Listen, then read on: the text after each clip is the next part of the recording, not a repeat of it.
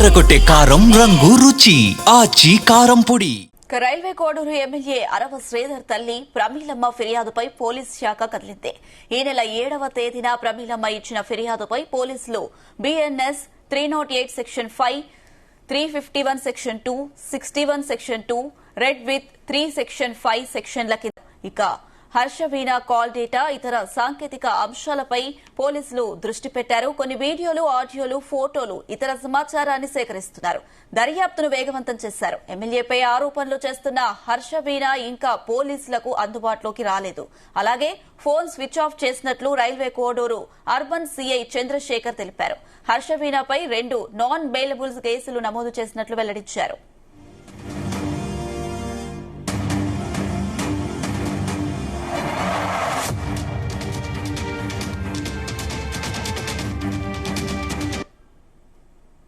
అరవ Pramilamma railway కోడూరుకు చెందినటువంటి MLA గారి వాళ్ళ మదర్.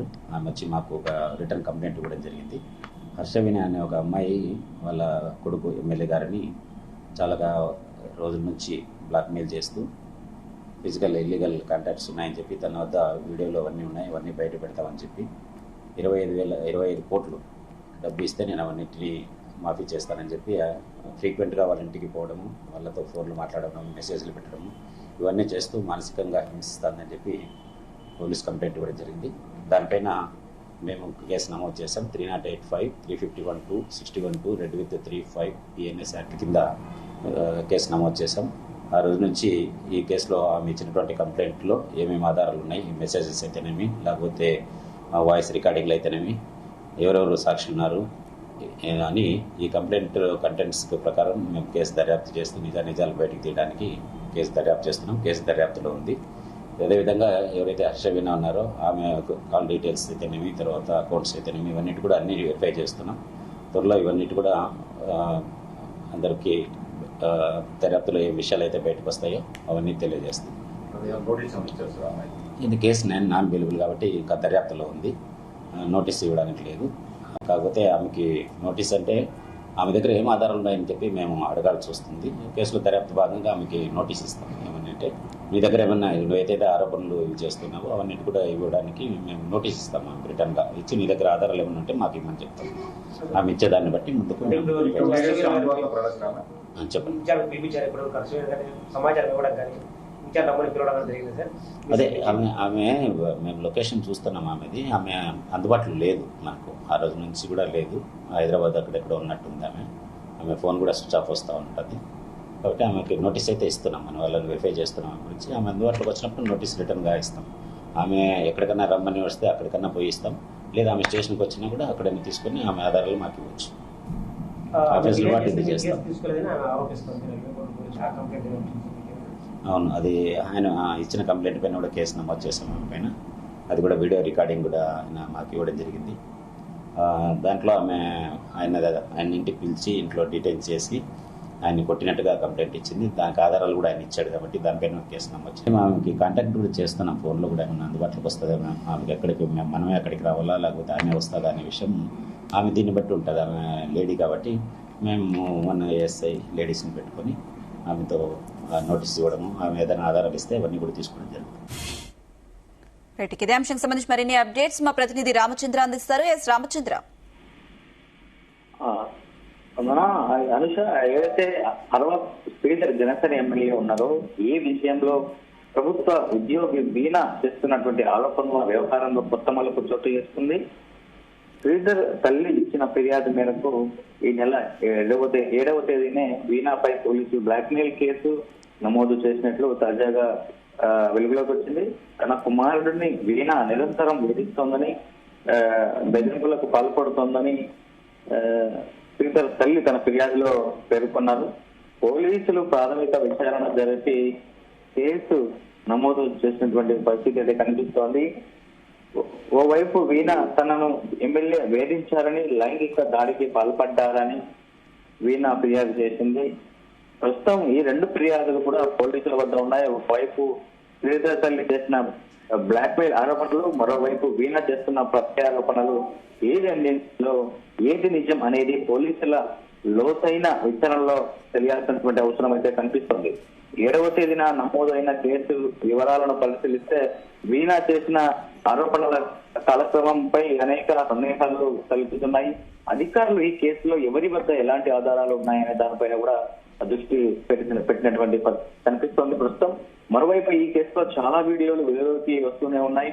బాధితురాలిగా చెప్పుకుంటున్న మహిళ వీణ అలాగే ఎమ్మెల్యేను 25 కోట్లకు డిమాండ్ చేసినట్లుగా ఆరోపణలు వస్తున్నాయి. కొన్ని మీడియా సంస్థల ప్రతినిధులతో కలిసి ఆమె కుట్ర చేశారని వీడియోలు కూడా వైరల్ అవుతున్న పరిస్థితి మనం చూసాం. అలాగే ఆడియో కూడా ఆమెకు ఓ జర్నలిస్ట్ వినిపించారు. అయితే ఆ వీడియో తనది కాదని చెప్పి ఆడియో వీడియోలు పూర్తి స్థాయిలో బయట పెట్టాలని ఈ సందర్భంగా వీణ డిమాండ్ చేసినటువంటి పరిస్థితి ఉంది. మొత్తానికి తెలుగు రాష్ట్రాల్లో సంచలనంగా మారిన జనసేన ఎమ్మెల్యే లైంగిక ఆరోపణలు వ్యవహారం మాత్రం పెద్ద ఎత్తున దుమారం లేపుతుంది. రోజుకొక మలుపు తిరుగుతున్నటువంటి పరిస్థితులు అయితే కనిపిస్తున్నాయి. అయితే మహిళ వీణ చేసినటువంటి వాదన ఆరోపణలకు అలాగే తన లైంగికంగా ఇబ్బందులకు గురి చేశాడని ఆమె వాదనలకు సమాధానం ఇచ్చి సంబంధించినటువంటి బిగ్ లిస్ట్ కూడా రోజు రోజుకు వస్తున్నాయి. అటు వీణా నుంచి వీడియోలు ఆమెకు అనుకూలంగా వీడియోలు విడుదలవుతున్నాయి.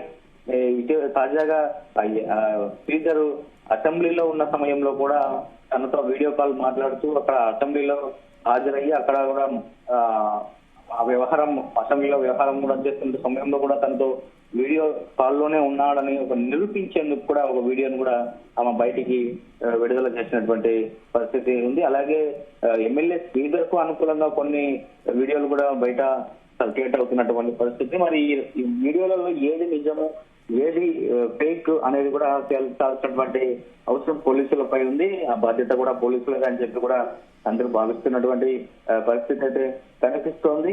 మరి చూడాలి అసలు పోలీసులు ఎలా ముందుకు తీసుకెళ్తారు. అయితే ఇప్పటికైతేనేమో అరవ శ్రీధర్ మాత్రం ఇంకా బయటికి రాలేదు. తానేమో తన స్వగ్రామం ముక్కవారిపల్లిలోనే ఉన్నానని చెప్పి కూడా చెప్తున్నారు. కానీ ఇటు వీణ మాత్రం ఆచూకీ తెలియలేదు. ఆ వీణ వీడియోస్ మాత్రమే రిలీజ్ చేస్తూ ఉంది. బయటికి ఎక్కడ వచ్చి కనిపించినటువంటి పరిస్థితి లేదు.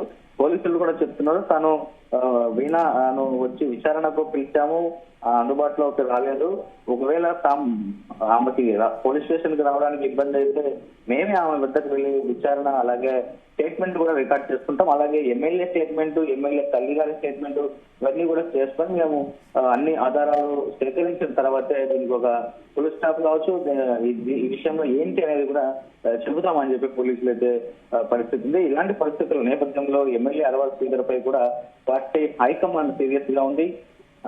సోషల్ మీడియాలో జరుగుతున్న ప్రచారము మహిళ చేసినటువంటి ఆరోపణలపై పూర్తి విచారణ జరపడానికి ఇప్పటికే ముగ్గురు సభ్యులతో కూడిన ఒక కమిటీని కూడా వేసింది. వారం రోజుల్లో అరవ శ్రీధర్ తన పొరపాటు లేదని ఆధారాలతో సహా కూడిన ప్రత్యక్ష వివరణ ఇవ్వాలని చెప్పి పార్టీ నిజాలు పరిశీలించి తుది నిర్ణయం ప్రకటించే వరకు పార్టీ కార్యక్రమాలకు కూడా దూరంగా ఉండాలని జనసేన పార్టీ నుంచి నోటీసు జారీ చేసింది. సో ఆ నేపథ్యంలోనే అతను పార్టీ కార్యక్రమాలకు కార్యకర్తలకు నాయకులకు ఎవరికి అందుబాటులో లేని పరిస్థితి కనిపిస్తుంది. మరి చూడాలి ఈ వ్యవహారం ఎలా మలుపులు తిరుగుతూ వెళ్తుంది. రోజుకొక లిస్టులు బయటకు వస్తున్నాయి. మరి పూర్తిగా విచారణ చేసిన తర్వాత సాక్ష్య ఆధారాలు కావచ్చు ఈ వీడియోలు కావచ్చు అన్ని ఒక పరిశీలన చేయాల్సినటువంటి అవుతుంది. చాలా లోతుగా పరిశీలన చేసి విచారణ చేస్తే తప్ప ఎవరిది తప్పుంది ఇందులో ఎవరిని ట్యాప్ చేశారు ఎవరిని ఇబ్బందులకు గురి చేశారు లైంగిక దాడి కావచ్చు అలాగే ఆమెను తీవ్రంగా బాధ పెట్టారు అని చెప్పి ఆరోపణలు చేసిన బలంగా వచ్చాయి. మరి చూడాల్సినటువంటి అవసరము భవిష్యత్తులో ఏం జరుగుతుందా లేదా మనం చూడాల్సి ఉంటుంది. ఇటు ఈ వ్యవహారం రాష్ట్రంలో ఉన్నటువంటి ప్రధాన పార్టీల వైసీపీ అటు టీడీపీ జనసేన మధ్య పెద్ద ఎత్తున రాజకీయ రాద్ధాంతం కూడా మొదలైందని చెప్పుకోవచ్చు. వైసీపీ ఈ వ్యవహారాన్ని మాత్రం పెద్ద ఎత్తున ప్రచారం చేస్తోంది. ఒక ఎమ్మెల్యే ఇలా చేశారని చెప్పి రాష్ట్రాల రక్త అంశం 2 రాష్ట్రాల్లో కూడా ప్రస్తుతం చర్చనీయాంశంగా మారిందని చెప్పుకోవచ్చు. మరొక ఇది జనసేన కాదు కామసేన అంటూ కూడా వైసీపీ పెద్ద ఎత్తున ప్రచారంలో ముందు ఉందని చెప్పి కూడా మనము చెప్పుకోవచ్చు. Anusha. Right Ramachandra, thank you.